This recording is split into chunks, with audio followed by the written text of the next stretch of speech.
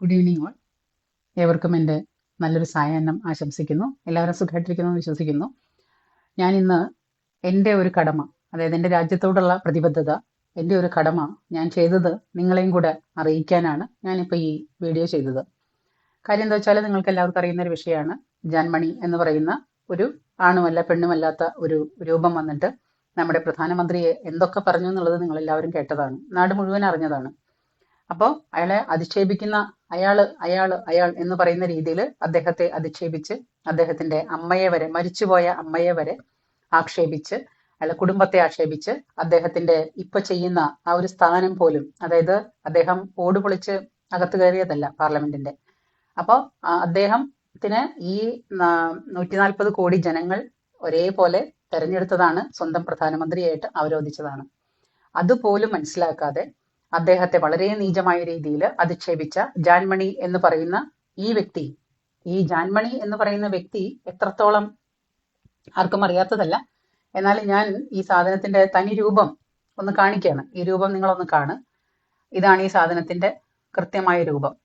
ഇങ്ങനെ ഇരിക്കുന്ന ഈ രൂപമാണ് പറഞ്ഞത് പ്രധാനമന്ത്രി അങ്ങേയറ്റം നീചമായ രീതിയിൽ പ്രധാനമന്ത്രിയെ ആക്ഷേപിച്ചത്. അത് മാത്രല്ല, ആക്ഷേപിച്ച വാക്കുകൾ, ആ രീതി എന്ന് വെച്ചാല്,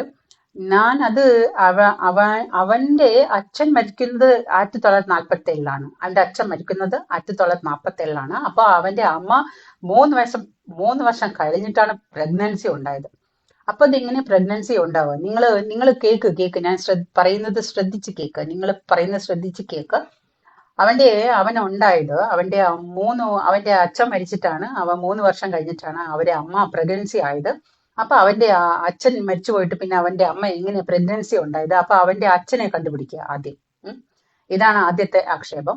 രണ്ടാമത്തെ ആക്ഷേപം, ചായബട എന്ന് പറഞ്ഞിട്ട് അദ്ദേഹം ഒരു ചായ വിൽപ്പനക്കാരനായിരുന്നു എന്നുള്ള, അദ്ദേഹം കുട്ടിക്കാലത്ത് ജീവിക്കാൻ ബുദ്ധിമുട്ടുണ്ടായിരുന്ന കാലത്ത് അവർ ചെയ്തിരുന്ന ഒരു തൊഴിലിനെ ആക്ഷേപിക്കുന്ന രീതിയിലാണ് രണ്ടാമത്തെ ആക്ഷേപം. മൂന്നാമത്, അദ്ദേഹം ലൈവില് വന്നപ്പോൾ, അത് മാത്രല്ല, ഇവൻ ലൈവില് വന്നിട്ട് ഊന്ന് കാണിച്ചിട്ട് ഇവന്റെ മോന്ത ഇങ്ങനെ കാണിച്ചിട്ട് ഇരിക്കുന്നു. തമ്പാക്കു കയ്യിലിട്ടിട്ട് ആക്ഷൻ കാണിച്ച് തമ്പാക്കു തിരുമ്പിട്ട് ചുണ്ടിന്റെ ഇടയിൽ വെച്ചിട്ടാണ് അവൻ ലൈവിൽ വന്നത്. ഈ കളവന്റെ ലൈവ് ആര് കാണുന്നത്? ഈ കളവനെ ആർക്കാ ലൈവ്? ഈ കളവനെ ആരാ ഫ്രണ്ട് ആക്കുന്നത്? ഈ കളവനെ ആർക്കാ വേണ്ടത്? ആ മനുഷ്യന്റെ ഇൻസ്റ്റാഗ്രാമിലെ ഫോളോവേഴ്സിനെ നോക്കിക്കഴിഞ്ഞാൽ എവള് ഞെട്ടിപ്പോവും. അതിന് എവളെന്ന് ഞാൻ പറയുന്നില്ല, എഡിയാണോ എന്നുള്ളത് അറിയില്ലല്ലോ. അപ്പൊ അത് ഒന്നാമത്തെ വിഷയം. അപ്പൊ സ്വന്തമായിട്ട്, അതായത് മറ്റുള്ളവരുടെ അച്ഛനെയൊക്കെ അന്വേഷിച്ചു പോകുമ്പോൾ മിനിമം അവരവരുടെ അച്ഛനുണ്ടോ, അച്ഛന്റെ അച്ഛനുണ്ടോ, അതോ കുടുംബമുണ്ടോ, മനുഷ്യന് തന്നെ ജനിച്ചതാണോ എന്നൊന്ന് ഈ ജാൻമണി എന്ന് പറയുന്ന ആണും പെണ്ണും കെട്ടത് ഒന്ന് സ്വയം ചോദിക്കുന്നത് നന്നായിരിക്കും. എൻ്റെ ഒരു റിക്വസ്റ്റ് ആണ്. പ്രിയപ്പെട്ട ജാൻമണി എന്നെ കേൾക്കുന്നുണ്ടെങ്കിൽ അവരവര് ജനിച്ചത് എങ്ങനെയാണെന്ന് ഒന്ന് സ്വയം വിലയിരുത്തുക. ആണിനാണോ പെണ്ണിനാണോ ആർക്കാണോ ജനിച്ചതെന്ന് സ്വയം ഒന്ന് വിലയിരുത്തുക. എന്നിട്ട് നാട്ടുകാരുടെ അച്ഛനെ അമ്മയൊക്കെ നോക്കാൻ പോയാ പോരെ നിങ്ങൾ? അതല്ലേ നല്ലത്. പിന്നെ അദ്ദേഹത്തിന്റെ തൊഴിൽ, എന്ത് തൊഴിലിനും ഈ ഭൂമിയിൽ അതിൻ്റെതായ മഹത്വമുണ്ട് എന്ന് വിശ്വസിക്കുന്ന ഒരാളാണ് ഞാൻ. അത് ടോയ്ലറ്റ് കഴുകാൻ പോയാലും, ഈ പറയുന്ന ചായ വിൽക്കാൻ പോയാലും, ചായക്കട നടത്തിയാലും, ചായക്കട നടത്തുക, ചായ കൊടുക്കാന്നൊക്കെ പറഞ്ഞാൽ ഭക്ഷണമാണ് കൊടുക്കുന്നത് ഒരു മനുഷ്യന്, പുണ്യപ്രവൃത്തിയാണ്. ബാക്കി എല്ലാ ജോലികൾക്കും അതിൻ്റെതായ മഹത്വമുണ്ട്. ഏത് ജോലി എടുക്കാനും ജോലിയെടുത്ത് ജീവിക്കുക എന്നുള്ളതാണ് അഭിമാനം. അപ്പൊ ആ ജോലിയെ ആക്ഷേപിച്ചുകൊണ്ട് ചായ എന്ന് പറഞ്ഞിട്ട് ട്രെയിനിൽ ചായ വിൽക്കുന്ന രീതിയിൽ അവന് ചായ വിൽക്കലാണ് ചേരുന്നത്. അവൻ പോയി ചായ വിൽക്കട്ടെ. അങ്ങനെ അത് കഴിഞ്ഞിട്ട് പിന്നെ പറയുന്നത് 100 വയസ്സ് കഴിഞ്ഞിട്ടാണ് അദ്ദേഹത്തിന്റെ അമ്മ മരിച്ചത്. 100 വയസ്സിന് ശേഷമാണ് അദ്ദേഹത്തിന്റെ അമ്മ മരിക്കുന്നത്. എത്രയോ കുടുംബങ്ങളില് മറ്റുള്ളവരുടെ പാത്രം മുറിയും മറ്റുള്ളവരുടെ അടുക്കളപ്പണം ചെയ്തുമാണ് ആ സ്ത്രീ ഈ മക്കളെയെല്ലാം പോറ്റിയത്. ആ അമ്മയോട് നമുക്കൊരു ബഹുമാനമില്ലെങ്കിൽ വേണ്ട. അവരെ ഇതുപോലെ അധിക്ഷേപിക്കുന്ന രീതിയിൽ, അവഹേളിക്കുന്ന രീതിയിലൊക്കെ പറയുമ്പോൾ ഇതൊരു സാധാരണ മനുഷ്യന് തന്നെ ജനിച്ചതാണോ? ഈ സാധനം സാധാരണ മനുഷ്യന് തന്നെ ഉണ്ടായതാണോ? ഇതിന്റെ വായും പാടും മാതിരിയൊക്കെ കണ്ടിട്ട് ഇതൊരു മനുഷ്യന് ജനിച്ചതായിട്ട് എനിക്ക് തോന്നണില്ല. മനസ്സിലാവുന്നുണ്ടോ? അപ്പോ ഈ സാധനം അതല്ലെങ്കിൽ പിന്നെ ഏതെങ്കിലും വല്ല പബ്ലിക് ടോയ്ലറ്റിൽ ആർക്കെങ്കിലും എന്തെങ്കിലും അവരവരുടെ താൽക്കാലിക മുട്ട് തീർത്തപ്പോൾ അന്നേരം അങ്ങനെ തെറിച്ചുണ്ടായി അവിടുന്ന് കോരിയെടുത്ത് പിന്നെ ഉണ്ടാക്കിയതായിരിക്കും ഇതുപോലുള്ള സാധനങ്ങൾ. കാര്യം പറയുന്നത് അധിക്ഷേപമാണെന്നുണ്ടെങ്കിൽ നിങ്ങൾ എന്നോട് ക്ഷമിക്കണം. I am very sorry. എന്റെ രാജ്യത്തിന്റെ പ്രധാനമന്ത്രിയെ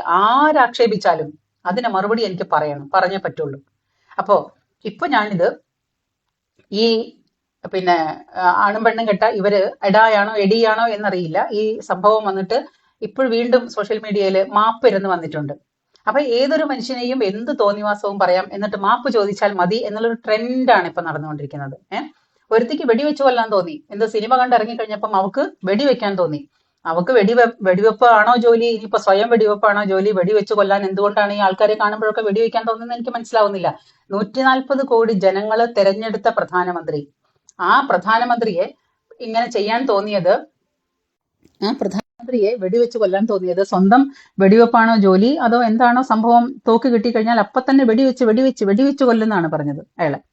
അപ്പോ ഈ പറയുന്ന ആളുകൾക്കൊക്കെ വന്നിട്ട് പിന്നെ മാപ്പേ BJP-ക്കാർ എന്നോട് പൊറുക്കണം, എനിക്ക് പുറത്തേക്ക് ഇറങ്ങാൻ പറ്റുന്നില്ല, ഞാൻ ആകെ സങ്കടത്തിലാണ്, ഞാൻ അറിയാതെ വന്നു പോയതാണ്, ഞാൻ അറിയാതെ പറ്റിപ്പോയതാണ്, ഞാൻ ഇങ്ങനെ വന്നതാണ്, എന്റെ നാക്കിൽ ഇങ്ങനെ പിഴ പറ്റിപ്പോയതാണ് എന്നൊക്കെ പറയുമ്പോൾ ഇത്രയും കാര്യങ്ങൾ വളരെ വ്യക്തമായിട്ടുള്ള ഭാഷയിൽ, അതായത് ഒരു തോക്ക് കിട്ടിയിരുന്നെങ്കിൽ ഞാൻ അയാളെ വെടിവെച്ച് കൊല്ലുമായിരുന്നു എന്ന് കൈകൊണ്ട് പോലും ആക്ഷൻ കാണിച്ച് പറയുന്നത് ഒരോളത്തിന് പറഞ്ഞാന്ന് ഒരിക്കലും എനിക്ക് വിശ്വാസമില്ല. ഞാൻ വിശ്വസിക്കാനും പോകുന്നില്ല. കുറെ കാലം ഇതുപോലത്തെ കുറെ ആൾക്കാര് നാട്ടുകാരെ പൊട്ടന്മാരാക്കുന്നു. അപ്പൊ അതുകൊണ്ട് മനഃപൂർവ്വം മനസ്സിലുള്ള വിഷം മനഃപൂർവ്വം പുറത്തേക്ക് വന്നത് തന്നെയാണെന്നുള്ളത് കൃത്യമായിട്ട് ഏത് മനുഷ്യനും കണ്ടാൽ മനസ്സിലാവും. ഇതൊക്കെ എന്താ പറയാ, മനഃപൂർവ്വം പറഞ്ഞുണ്ടാക്കുന്ന സംഗതികളാണ്, വേണമെന്ന് വെച്ചിട്ട് തന്നെ പറയുന്നതാണ്. ഓക്കെ, അപ്പൊ ഈ രണ്ട് വ്യക്തികളുടെ മാപ്പ് ഞാൻ ഒരിക്കലും, പിന്നെ അതിനിടയ്ക്ക് ആരുടെയോ ഒരാളുടെ സോഷ്യൽ മീഡിയയിൽ കണ്ടു, ആ പെണ്ണങ്ങാനും പോയിട്ട് ആത്മഹത്യ ചെയ്താൽ നമ്മൾ സമാധാനം നമ്മളൊരു തേങ്ങയും പറയാൻ പോണില്ല. എവള് ഈ കാര്യത്തിന്റെ പേരിൽ അധിക്ഷേപം കിട്ടിയിട്ട് അവള് പോയി ആത്മഹത്യ ചെയ്താൽ അതങ്ങ് ആത്മഹത്യ ചെയ്തു, അത്രയേ ഉള്ളൂ. അത് ഭൂമിക്ക് ഭാരമാണ്, അങ്ങനെ തീരണം എന്ന് തന്നെയാണ് ഞാനും പറയാ. ഇതൊന്നും ഭൂമിയിൽ ജീവിച്ചിരിക്കേണ്ട ആവശ്യമില്ല. ഇവൾക്കൊന്നും ഒരു യോഗ്യതയില്ല ഭൂമിയിൽ ജീവിച്ചിരിക്കാൻ.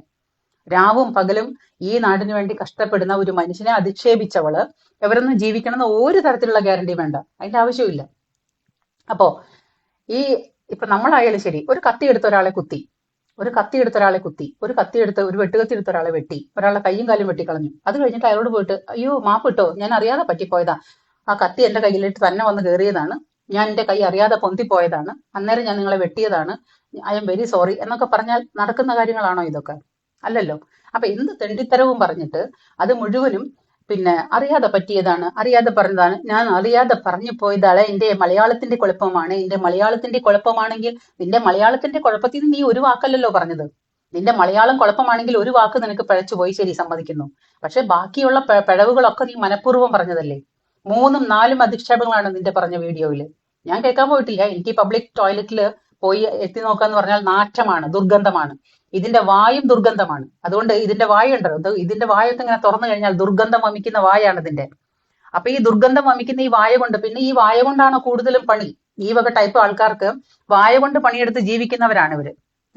അപ്പൊ അത് എടുത്തു പറയേണ്ടതുണ്ട്. ഈ ദുർഗന്ധം വമിക്കുന്ന വായില് എന്തുമാത്രം വേസ്റ്റ് വന്ന് വീഴാറുണ്ട് എന്നുള്ളത് നമുക്ക് എല്ലാവർക്കും ആലോചിച്ചാൽ അറിയാം. കാരണം ഈ ആണും പെട്ട ഈ വർഗം എന്ത് പണിയാണ് അവരുടെ മെയിൻ തൊഴിൽ എന്നുള്ളത് ഞാൻ പറയുന്നില്ല ഇവിടെ, അത് പറഞ്ഞാൽ കുറച്ച് ആക്ഷേപമായി പോകും. അപ്പൊ അതുകൊണ്ട് ഈ ദുർഗന്ധം വമിക്കുന്ന ഈ വായിൽ കൂടി വന്ന ഈ വാക്കുകൾക്ക് ഞാൻ ക്ഷമിക്കാൻ തയ്യാറല്ല. ഞാൻ ഇന്ന് എന്റെ ലോക്കൽ സ്റ്റേഷനിലും SP-ക്കും DGP-ക്കും കമ്മീഷണർക്കും, ഞാൻ അതിന്റെ മുകളിലും ഇനി ആൾക്കാരുണ്ടെങ്കിൽ അവർക്കും ഞാൻ ഇന്ന് പരാതി ടൈപ്പ് ചെയ്ത് വെച്ചിട്ടുണ്ട്. ഞാനത് സെൻഡ് ചെയ്യാൻ പോവാണ്. ഞാൻ ഇവളുടെ പേരിൽ പരാതി അയക്കാൻ പോവാണ്. പരാതി 1-2 കാര്യങ്ങളെല്ലാം റെഡി ആയി കഴിഞ്ഞാൽ, വക്കീലും കൂടെ റെഡി ആയി കഴിഞ്ഞാൽ നമ്മളുടെ പരാതി ഇവിടുന്ന് സെൻഡ് ആവും. അപ്പൊ അത് നിങ്ങളെയും കൂടെ അറിയിക്കാനാണ് ഞാൻ ഈ വീഡിയോയിൽ വന്നത്. അതെന്റെ കടമയാണ്, എന്റെ രാജ്യത്തോടുള്ള കടമയാണ്. എന്റെ പ്രധാനമന്ത്രി ആരോ ആവട്ടെ, അദ്ദേഹത്തെ അധിക്ഷേപിച്ചാൽ അതിന് തിരിച്ചു ചോദിക്കേണ്ടത് ഒരു പൗരൻ, ഇന്ത്യൻ പൗരൻ എന്നുള്ള നിലയ്ക്ക് എന്റെ കടമയാണ്. പിന്നെ ഈ സംഗതികളില് BJP നേതാക്കന്മാരെല്ലാവരും ഒരേപോലെ അണിനിരക്കണം.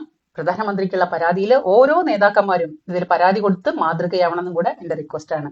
അപ്പോ എന്റെ കടമ ഞാൻ നിറവേറ്റി. നിങ്ങളും നിങ്ങളെ കൊണ്ട് പറ്റുന്ന പോലെ നിങ്ങളുടെ കടമകൾ നിറവേറ്റുക. നമ്മുടെ പ്രധാനമന്ത്രിയാണ്, നമ്മുടെ രാജ്യമാണ്. രാജ്യം വേണം ആദ്യം, ആദ്യം രാഷ്ട്രം, പിന്നെ രാഷ്ട്രീയം. ഈ ജാതി പബ്ലിക് ടോയ്ലറ്റുകളെ വായ തുടക്കത്തിലെ അടച്ചില്ലെങ്കിൽ നാറിയിട്ട് നിൽക്കാൻ പറ്റില്ല. അതുകൊണ്ടാണ്. അപ്പോൾ എന്നെ കേട്ട എല്ലാവർക്കും നന്ദി, നമസ്കാരം, ജയ് ഹിന്ദ്, താങ്ക് യു.